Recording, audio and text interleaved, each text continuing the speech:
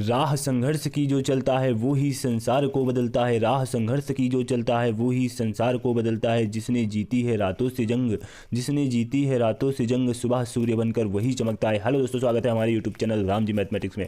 दोस्तों जैसा कि मेरी लगातार एनालिसिस की क्लास आ रही है, ठीक है, एनालिसिस की क्लास की श्रृंखला को आगे बढ़ाते हुए आज मेरी ये नेक्स्ट क्लास होने जा रही है। ठीक है, टाइम लॉस न करते हुए सीधा यहाँ पर अपने क्वेश्चन की बात करते हैं। कौन से क्वेश्चन आए थे, ठीक है, किस टाइप के क्वेश्चन आए थे, और क्योंकि यहाँ पर देखो आप लोगों का एग्जाम है, ज़्यादा कुछ बात ना करते हुए काम पर फोकस करते हैं, केवल अपने हम क्वेश्चन को देख लेते हैं।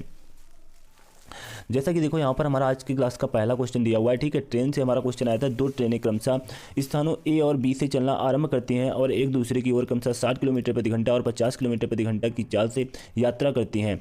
उनके मिलने से पहले तक तेज चाल वाली ट्रेन में धीमी चाल वाली ट्रेन से 110 किलोमीटर अधिक दूरी तय की थी। ठीक है, तय की थी यहाँ पर है।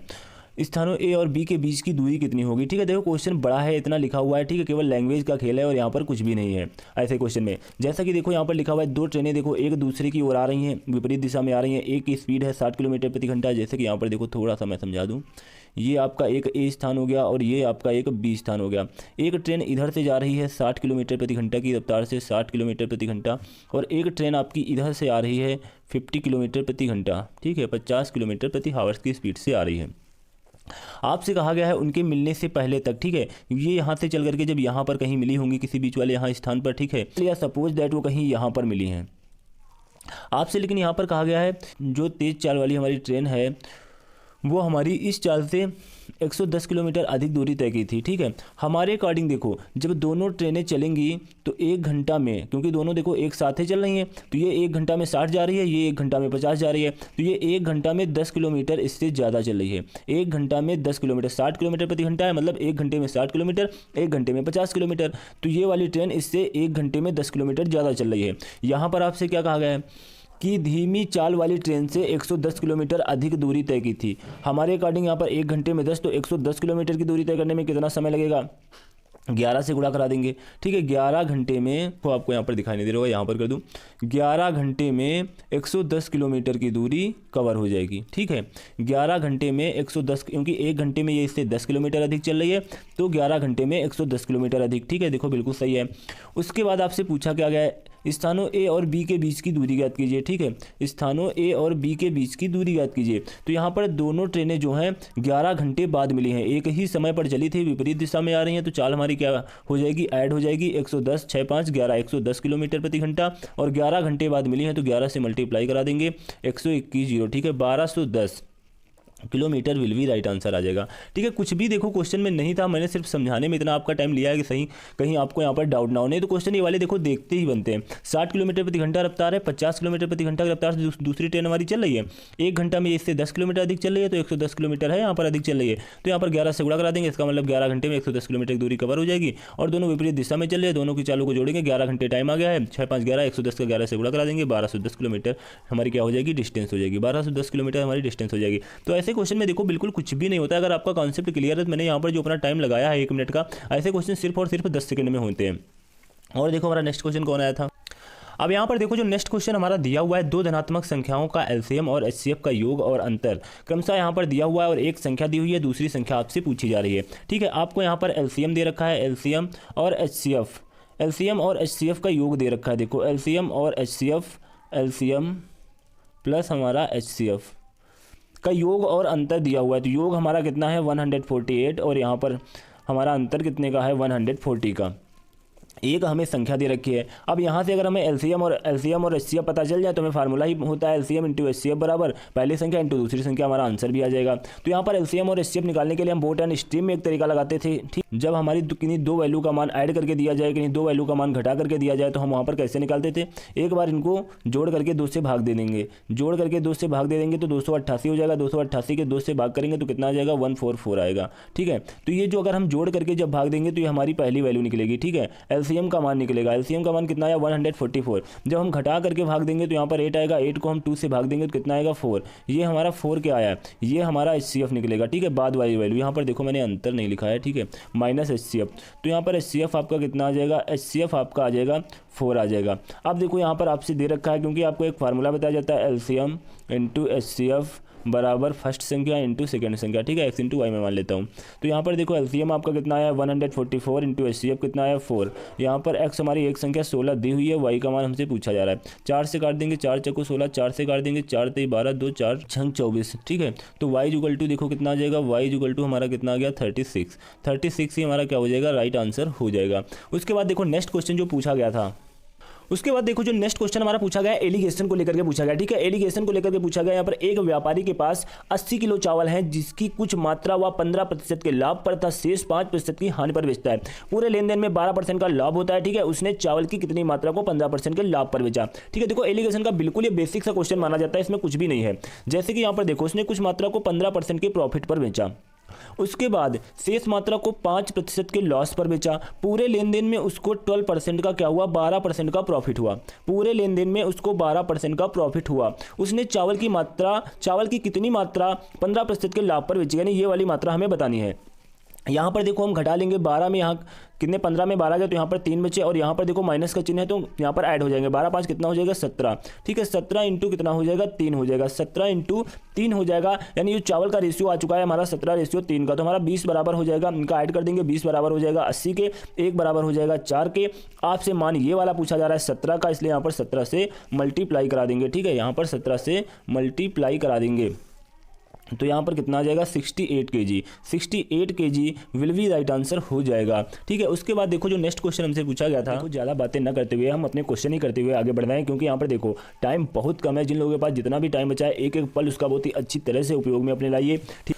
यहाँ पर देखो जो हमारा नेक्स्ट क्वेश्चन दिया हुआ है साधारण ब्याज का, प्यारा सा क्वेश्चन दिया हुआ है। अमरनाथ ने 22,500 रुपये का निवेश किया, साधारण ब्याज की वह वार्षिक दर ज्ञात कीजिए जिस पर उसे 4 वर्षों में 28,800 रुपये का मिश्र धन प्राप्त हुआ, ठीक है। ऐसे क्वेश्चन में आपको क्या करना है, देखो उसने 22,500 रुपये का निवेश किया और 4 वर्ष बाद उसको 28,800 रुपये का मिश्र धन प्राप्त हुआ है। तो यहाँ पर देखो साधारण ब्याज का क्वेश्चन जो सिंपल इंटरेस्ट इसका कितना हो जाएगा, साधारण ब्याज इसका कितना हो जाएगा 28,800 रुपये में हम क्या करेंगे, 28,800 रुपये में 22,500 क्या कर देंगे, माइनस कर देंगे। तो यहाँ पर देखो कितना बचेगा 0 0, यहाँ पर बचा 3 और यहाँ पर बचा 6, 6300 रुपये। 4 वर्ष में 4 ईयर में हमें 6300 रुपये ब्याज के रूप में प्राप्त हुए। तो देखो यहाँ पर आप लोग फार्मूला भी लगा सकते हो, लेकिन ऐसे क्वेश्चन में कभी फार्मूले से नहीं बताता हूँ। यहाँ पर देखो 1 ईयर का ब्याज कितना आ जाएगा, 4 से भाग दे देंगे, 4 एकम 4, 2 यहाँ पर 4 पंचे 20, यहाँ पर 3 4 7 28, यहाँ पर 2 और 4 पंचे 20। 1 ईयर में आपको 1575 रुपये का ब्याज मिल रहा है। आप केवल 1 ईयर में निकाल लेना बस, फिर उसके बाद फार्मूला लगाने की कोई आवश्यकता नहीं है।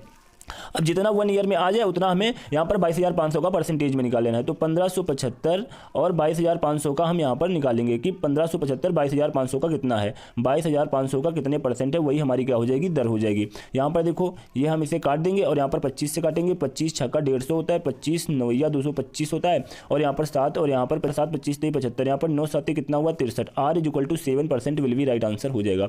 R = 7% will be right answer हो जाएगा। तो हमारा जो नेक्स्ट क्वेश्चन है, यहाँ पर देखो जो हमारा नेक्स्ट क्वेश्चन पूछा गया टाइम एंड वर्क को लेकर के पूछा गया। वरुण और श्याम किसी काम को 3 दिन में पूरा कर सकते हैं, श्याम और अनिल इसे 4 दिन में पूरा कर सकते हैं तथा अनिल और वरुण उसी काम को 6 दिन में पूरा कर सकते हैं। अनिल अकेले इस काम को कितने दिनों में पूरा करेगा, ठीक है। यहाँ पर देखो वरुण है और श्याम है, वरुण है और हमारे कौन है, श्याम है। किसी काम को 3 दिन में पूरा कर सकते, वरुण और श्याम यहाँ पर दोनों लोग देखो एक साथ काम कर रहे हैं, तो यहाँ पर ऐसे नहीं ऐसे लिख लेंगे, वरुण और प्लस श्याम किसी काम को 3 दिन में पूरा कर सकते हैं। श्याम और अनिल इसी काम को 4 दिन में पूरा कर सकते हैं तथा अनिल और वरुण इसी काम को 6 दिन में पूरा कर सकते हैं। यहाँ देखो 12 एलसीएम हो जाएगा, तो यहाँ पर इनका मान कितना आ जाएगा, यहाँ पर 4 आ जाएगा और यहाँ पर 3 आ जाएगा और यहाँ पर कितना आ जाएगा 2 आ जाएगा। ये इन सबकी कैपेसिटी आ चुकी है। अब आपसे देखो पूछा क्या जा रहा है, तो अनिल अकेले इस काम को कितने दिनों में पूरा करेगा। ऐसा क्वेश्चन जब भी आता है देखो ये सभी 2-2 के फॉर्मेट में होते हैं। यहाँ पर 2 बार वरुण लिखे हुए हैं, 2 बार अनिल और 2 बार हमारे श्याम। तो इन सभी को ऐड लिख लें, सभी यहाँ पर देखो सभी को जब हम ऐड कर लेंगे तो यहाँ पर 2 वरुण प्लस श्याम प्लस अनिल इस तरीके से आ जाएंगे और यहाँ पर 4 3 7 2 9 बराबर कितने के हो जाएगा 9 के। तो वरुण प्लस श्याम प्लस अनिल की जो हमारी कैपेसिटी आज यहाँ पर देखो आपको दिखाई नहीं दे रहा होगा, तो हमारे वरुण प्लस श्याम और प्लस जो हमारे अरुण है वरुण प्लस यहाँ पर देखो वरुण और प्लस श्याम और प्लस जो हमारे अनिल की कैपेसिटी कितनी आ जाएगी, हमारी 9/2 आ जाएगी, ठीक है 9/2 आ जाएगी। आपसे पूछा किसका जा रहा है, तो अनिल अकेले उस काम को। अब यहाँ पर देखो जिसमें अनिल नहीं है तो वरुण और श्याम इसमें है, तो वरुण और श्याम को अगर इसमें घटा देंगे तो वरुण और श्याम की कैपेसिटी यहाँ से समाप्त हो जाएगी, केवल अनिल की बचेगी। तो यहाँ पर वरुण और श्याम की जो कैपेसिटी है 4 है, वो इसमें हम क्या करेंगे घटा देंगे। तो अगर हम 9/2 में हम यहाँ पर 4 को माइनस कर दें, 9/2 में यहाँ पर 4 को माइनस कर दें तो देखो कितना आ जाएगा 1/2 आ जाएगा। ठीक है, तो यहाँ पर 1/9/2 में 4 को जब माइनस करेंगे तो यहाँ पर कितना आ जाएगा, 1/2 आ जाएगा। अब आपसे देखो यहाँ पर पूछा क्या जा रहा है, ये अनिल की हमारे कैपेसिटी आ चुकी है, ये हमारे किसके, अनिल की कैपेसिटी आ चुकी है। तो अनिल अकेले इस काम को कितने दिनों में करेगा, तो यहाँ पर टोटल वर्क है 12, उसको 1/2 क्षमता के साथ से करेगा, तो यहाँ पर कितना हो जाएगा, 24 डेज में ये कार्य को समाप्त कर लेगा, 24 डेज में ये कार्य को समाप्त कर लेगा। उसके बाद देखो जो नेक्स्ट क्वेश्चन पूछा गया, जो क्वेश्चन पूछा गया प्रॉफिट एंड लॉस का, बहुत ही बढ़िया और प्यारा क्वेश्चन मुझे लगा, क्योंकि देखो 1-2 क्वेश्चन लगभग एग्जामिनर ऐसे देता है कि उनमें कुछ बिल्कुल नई भाषा ही आपको देखने को मिलती है। जैसे कि यहाँ पर देखो दिया हुआ है, एक दुकानदार आपूर्तिकर्ता से आपूर्ति खरीदता है, ठीक है, 150 इकाई बैग के विक्रय मूल्य के बराबर लाभ प्राप्त करने के बाद आपूर्तिकर्ता दुकानदार को 750 इकाई बैग बेचता है। यहाँ पर देखो आप लोग भाषा पढ़ोगे तो भाषा ही नहीं समझ में आएगी, उसके बाद कहोगे क्वेश्चन को स्किप ही करो सीधा, लेकिन क्वेश्चन में कुछ भी नहीं है, ऐसे सैकड़ों नहीं हजारों क्वेश्चन आपने लगाए होंगे। जैसे कि एक दुकानदार आपूर्तिकर्ता से आपूर्ति खरीदता है। अब देखो दुकानदार का वर्क क्या होता है, वो किसी चीज की पूर्ति करता है, ठीक है, जैसे उसके पास चीनी है तो उसने चीनी 1 कुंटल मंगा के धर ली, तो उससे सब छोटे छोटे जो गाँव के लोग हैं, घर के लोग हैं, सिटी के लोग हैं, उससे सब लोग ले जा रहे हैं, ठीक है, तो वो आपूर्ति करता है, उसके पास भंडार है, उससे हम लोग सामान को ले रहे हैं। तो वो देखो क्या करता है, एक दुकानदार है, ठीक है, किसी दुकानदार के पास मान लो गया, ठीक है, एक दुकानदार किसी दुकानदार के पास गया, वो भी आपूर्ति करता है और वो आपूर्ति खरीदता है, कोई सामान खरीदता है, यानी कि आपूर्ति खरीदता है जिससे कि मैं अपनी दुकान में उसकी पूर्ति कर सकूं, ठीक है। 150 इकाई बैग के विक्रय मूल्य के बराबर लाभ होता है, ठीक है, उसने कोई सामान खरीदी, उसको 125 इकाई बैग के विक्रय मूल्य के बराबर लाभ होता है। तो यहाँ पर जब भी इस टाइप के क्वेश्चन है 150 इकाई विक्रय मूल्य के बराबर, ठीक है, यहाँ पर बराबर दिया हो तो 1 इकाई बैग का, ठीक है, मान लिया कि उसके पास बैग की शॉप है, बैग की दुकान है, तो वहाँ पर वो बैग खरीदने गया है, ठीक है, किसी बड़े दुकानदार के पास एक दुकानदार बैग खरीदने गया है, तो वो कह रहा है कि मैं जो बैग खरीद करके लाया हूँ उसमें मुझे जो प्रॉफिट हो रहा है 125 इकाई बैग के विक्रय मूल्य के बराबर लाभ हो रहा है। तो यहाँ पर मैं एक बैग का अगर यहाँ पर मैं विक्रय मूल्य एसपी कितना मान लूँ, 1 रुपये मान लूँ। जब भी देखो यहाँ पर अगर क्रय मूल्य के बराबर लाभ कहे तो यहाँ पर आप लोग एक बैग का सीपी मानना, ठीक है, क्रय मूल्य 1 रुपये है। अगर यहाँ पर विक्रय मूल्य के बराबर लाभ कहे तो एक बैग का आप लोग एसपी मानना, ठीक। पूरा क्वेश्चन अभी यहीं से देखो धराशायी हो जाएगा। एक बैग का यहाँ पर विक्रय मूल्य कितना आ चुका है, 1 रुपये आ चुका है, तो उसको 125 इकाई बैग के विक्रय मूल्य के बराबर लाभ होता है। तो इसका मतलब उसको जो प्रॉफिट हो रहा है, उसको प्रॉफिट हो रहा है 125 रुपये का। 125 इकाई बैग के विक्रय मूल्य, तो 125 इकाई बैग का विक्रय मूल्य कितने रुपए हो जाएगा, 125 रुपये, क्योंकि एक बैग का विक्रय मूल्य जब 1 रुपये है तो 125 इकाई बैग के विक्रय मूल्य कितना हो जाएगा, 125 रुपये हो जाएगा। आपूर्तिकर्ता दुकानदार को 750 इकाई बैग बेचता है, ठीक है। अब उसने अगर 750 बैग उसने अगर बेची होंगी तो एक बैग का विक्रय मूल्य 1 रुपये है, तो 750 बैग का हमारा विक्रय मूल्य यानी कि एसपी कितना हो जाएगा, 750 रुपये हो जाएगा। हमने 750 रुपये की बैगें बेची हैं, जिसमें से हमें 125 रुपये का क्या हुआ है, प्रॉफिट हुआ है। अब हमने 750 की बेची हैं, 125 का प्रॉफिट हुआ है, 750 में 125 का प्रॉफिट हुआ है, तो इसमें प्रॉफिट को क्या कर देंगे, माइनस कर देंगे। इसमें जब हम प्रॉफिट को माइनस कर देंगे 125 125 रुपये, तो यहाँ पर आ जाएगा आपका 625 रुपये, ठीक है, 625 रुपये आपका ये क्या आ चुका है, सीपी आ चुका है। बस यही तो हमें निकालना था, यही तो पूरा क्वेश्चन का गेम था, ठीक है। सीपी हमारा कितना आ चुका है, 625 रुपये आ चुका है। अब यहाँ से हम जो चाहे वो निकाल सकते हैं। यहाँ से आपसे देखो पूछा क्या जा रहा है, देखो नीचे लिखा नहीं है, आपसे यहाँ पर लाभ प्राप्त होता है, तो यहाँ पर से प्रॉफिट परसेंटेज ही आपसे पूछा जा रहा था, ठीक है। तो लाभ प्रतिशत बराबर क्या हो जाएगा, लाभ प्रतिशत बराबर 125 रुपये का लाभ हो रहा है, 625 रुपये की मैंने खरीदी थी, तो ये कितने बार चला जाएगा, ये हमारा 5 बार चला जाएगा, ठीक है। और इंटू हमारा यहाँ पर 100 होता है, तो यहाँ पर कितना आ जाएगा, 20% विल बी राइट आंसर हो जाएगा, 20% विल बी राइट आंसर हो जाएगा। उसके बाद देखो हमारा नेक्स्ट क्वेश्चन है, यहाँ पर देखो जो हमारा नेक्स्ट क्वेश्चन दिया हुआ है टाइम एंड वर्क का प्यारा सा क्वेश्चन दिया हुआ है, ठीक है। राज अकेले 16 दिनों में एक घर बना सकता है, जबकि सूरज 12 दिनों में घर बना सकता है। तो राज और सूरज वैकल्पिक दिनों में कार्य करते हैं। यदि राज पहले दिन कार्य करना शुरू करे तो घर बनने में कितने दिन लगेंगे। यहाँ पर देखो 2 लोग हैं, एक तो हमारे राज भाई साहब हैं और दूसरे हमारे सूरज हैं, ठीक है। इन्होंने क्या किया, ये 16 दिन में किसी काम को कर सकते हैं, घर को बना सकते हैं, और ये 12 दिनों में बना सकते हैं, ठीक है। तो यहाँ पर इनका क्या लेंगे, एलसीएम लेंगे, तो यहाँ पर 48 आ जाएगा, इनकी कैपेसिटी 3 आ जाएगी और इनकी कैपेसिटी कितनी आ जाएगी, 4 आ जाएगी। राज और सूरज वैकल्पिक दिनों में कार्य करते हैं। यदि राज पहले दिन कार्य करना शुरू करे, यदि यहाँ पर देखो राज और सूरज, पहले दिन राज काम कर रहा है, ठीक है, देखो पहले दिन राज काम कर रहा है और सेकंड डे, ठीक है, फिर जो अगला दिन आएगा हमारा नेक्स्ट डे आएगा, सेकंड डे मान लो, ठीक है। तो यहाँ पर कौन काम करेगा, यहाँ पर हमारे काम करेंगे सूरज, आप देखो ये कितना काम कर रहे हैं, राज हमारा 3 वर्क कर रहे हैं एक दिन में, और ये हमारे एक दिन में कितना कर रहे हैं, 4 वर्क कर रहे हैं। ठीक है, तो यहाँ पर देखो कितना हो जाएगा, 2 डेज। 2 डेज में कार्य कितना हो रहा है, 7 वर्क। ठीक है, 2 डेज में 7 वर्क हो रहा है। अब आपको यहाँ पर 48 वर्क आपको कराना है। ठीक है, तो इसी तरीके से क्रम से कराना है, पहले राज करेंगे फिर सूरज करेंगे, पहले राज करेंगे फिर सूरज करेंगे। ठीक है, तो 2 डेज में 7 वर्क हो रहा है। तो यहाँ पर देखो हम कितने से गुणा करा दें, 6 से गुणा करा रहे हैं। तो यहाँ पर 12 डेज में कितना वर्क हो जाएगा, 6 7 42, 42 वर्क हो जाएगा। उसके बाद जब 13वां दिन आएगा तो 13वां दिन किसका आएगा, 13वां दिन आएगा वहाँ पर फिर हमारे राज आ जाएंगे। 13वें दिन राज काम करेंगे, राज 3 काम करेंगे तो कितना हो जाएगा, 45 वर्क हो जाएगा। उसके बाद काम देखो कितना बचा है, काम केवल अब हमारा 3 बचा है, काम केवल हमारा 3 बचा है। लेकिन जो हमारे सूरज भाई साहब हैं वो क्या करते हैं, 4 काम एक दिन में करते हैं, 4 काम 1 डेज में करते हैं, 4 काम 1 डेज में करते हैं। तो ये क्या करेंगे, एक काम, ठीक है, यहाँ देखो 4 काम है तो ये एक काम कितने दिनों में करेंगे, 1/4 डेज में करेंगे, 1/4 डेज में करेंगे। यहाँ पर हमको काम कितने कराने थे, 45 हो गए हैं, 3 काम केवल कराने, क्योंकि 3 काम देखो अब ये सूरज ही करेंगे। तो यहाँ पर 3 से मल्टीप्लाई करा देंगे तो यहाँ पर कितना आ जाएगा, 3/4। ठीक है, 3/4 डेज, 3/4 डेज में ये 3 काम को कर देंगे। ठीक है, ये 3 काम को कर देंगे। तो यहाँ पर देखो, यहाँ पर आया था कितना, 13 डेज। ठीक है, 13 डेज यहाँ पर आया था, तो 13 डेज और प्लस यहाँ पर आपका कितना आया, 3/4, 3/4। तो इसको आप देखो यहाँ पर दिखाई नहीं पड़ रहा होगा, 1 मिनट। तो यहाँ पर देखो हमारा ऐड हो जाएगा तो कितना हो जाएगा, 13 से ही 3/4, 13 से ही 3/4 days will be right answer आ जाएगा, विल बी राइट आंसर आ जाएगा। ठीक है, उसके बाद देखो जो नेक्स्ट क्वेश्चन हमसे पूछा गया था, उसके बाद देखो यहाँ पर मेंसुरेशन का क्वेश्चन पूछा गया। देखो मेंसुरेशन के लिए मैं डेली चिल्ला करके कह रहा हूँ कि मेंसुरेशन अगर जिनका भी नहीं क्लियर है वो केवल फार्मूले बेस्ड क्वेश्चन आ रहे हैं, पूरे फार्मूले एक साथ देखकर जाइएगा, क्योंकि वहाँ पर देखो मैंने ट्रायंगल के फार्मूले और 2D के सभी फार्मूले मैंने एक साथ पूरी अच्छी तरीके से कवर करा दिए हैं। और उसके बाद मेरी 3D फार्मूलों की क्लास भी बहुत ही जल्द मैं देखो 1 ही 2 दिन में लाने वाला हूँ। ठीक है, तो यहाँ पर आप लोग मैंने 2D फार्मूले, क्योंकि अगर पता नहीं आपके पास अच्छे से नोट्स हैं कि नहीं, मैंने बहुत ही अच्छी तरीके से एक फार्मूला वहाँ पर कवर किया है। ठीक है, 2D फार्मूला और ट्रायंगल को लेकर के सारे डाउट और सारे फार्मूले वहाँ पर मैंने समाप्त किए हैं। तो यहाँ पर देखो जो हमारा क्वेश्चन नंबर 18 दिया हुआ है वो हमारा मेंसुरेशन को लेकर के, मेंसुरेशन का बेलन से क्वेश्चन आया हुआ था। ठीक है, एक बेलन की ऊंचाई और आयतन क्रमशः 15 सेंटीमीटर और 23 घन सेंटीमीटर है, तो कुल पृष्ठीय क्षेत्रफल ज्ञात कीजिए। तो यहाँ पर देखो बेलन का आयतन दिया हुआ है, बेलन का आयतन हमारा होता क्या है, πr² होता है, और यहाँ पर आयतन हमें दे रखा है 2310। ठीक है, 2310 घन सेंटीमीटर दे रखा है। ठीक है, तो यहाँ पर पाई का मान देखो हम 22/7 रख देंगे, और आर का मान हमें पता नहीं है, एच का मान हमें क्वेश्चन में दे रखा है 15, और यहाँ पर कितना है 2310। ठीक है, 2310। अब यहाँ पर देखो हम इसको काट लेंगे तो हमारा सबसे पहले 11 से काटेंगे, 11 दूना 22 और 11 दूना 22, 11 एकम 11, तो यहाँ पर 0 आ जाएगा। ठीक है, उसके बाद देखो यहाँ पर हम 2 से काट लेते हैं, उसके बाद देखो यहाँ पर अगर 15 से कट जाएगा तो 15 एकम हमारा कितना हो जाएगा, 15 हो जाएगा 6, और यहाँ पर 15 चक्को 60 हो जाएगा।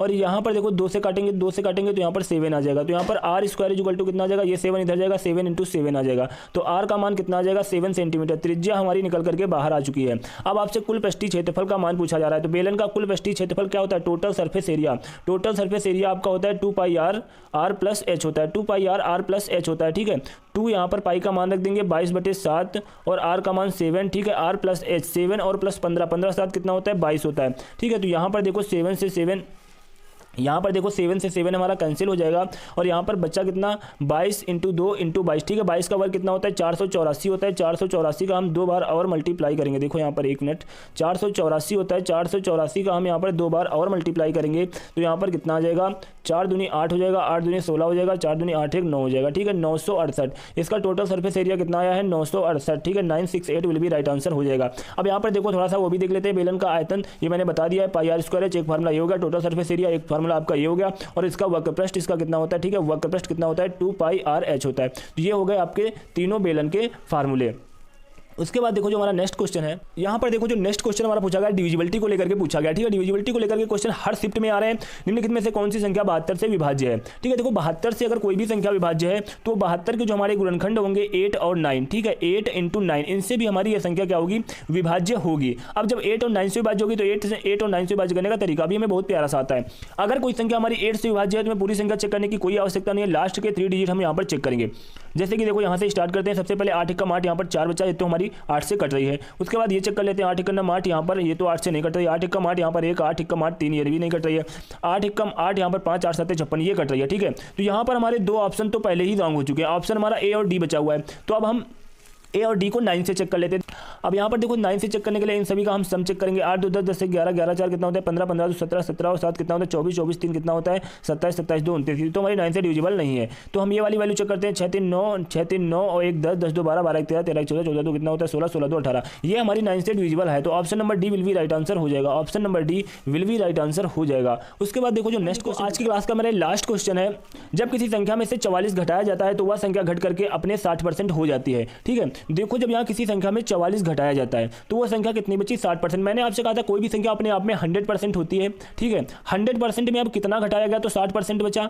तो यहाँ पर भाई साहब 40% घटाया होगा तभी तो यहाँ पर 60% बचा है। ठीक है, हमारे अकॉर्डिंग परसेंटेज में 40% घटाया गया तभी तो 60% देखो यहाँ पर बचेगा, क्योंकि आपसे कहा जा रहा है 44 घटाया जाता है तो वह संख्या घट करके 60% तक हो जाती है। तो जब इसमें हम 40% घटाएंगे तभी तो 60% बचेगी और संख्या में 44 घटाया जा रहा है। इसका मतलब है 44 जो है हमारी 40% की वैल्यू है। और आपसे मान किसका पूछा जा रहा है, आपसे उस संख्या का 3/5वां हिस्सा पूछा जा रहा है। ठीक है, तो यहाँ पर देखो हमारी 100 से मल्टीप्लाई करेंगे वो संख्या भी आ जाएगी और यहाँ पर डायरेक्ट 3/5वां हिस्सा भी निकाल लेंगे। ठीक है, तो यहाँ पर देखो 0 से 0 हमारा ये कैंसिल हुआ, यहाँ पर कितना आ गया 11 आ गया और यहाँ पर 5 से हमारा 2 बार चला गया। ठीक है, तो यहाँ पर 11 दूना 22 और 3 दूनी 6 3 दूनी 6। ठीक है, 22 से कितना होता है 66 होता है। 66 विल बी राइट आंसर हो जाएगा। 66 विल बी राइट आंसर हो जाएगा। आज मेरी एनालिसिस की क्लास कैसी लगी बता ऐसी अपडेट पाने के लिए ठीक है चैनल रामजी मैथमेटिक्स को सब्सक्राइब करें और बेल आइकन पे ऑल पे जाकर के क्लिक कर लें, जिससे कि अपने मैं कोई नई वीडियो अपलोड करूँ उसका नोटिफिकेशन आपको तुरंत मिल सके। Thanks to all of you.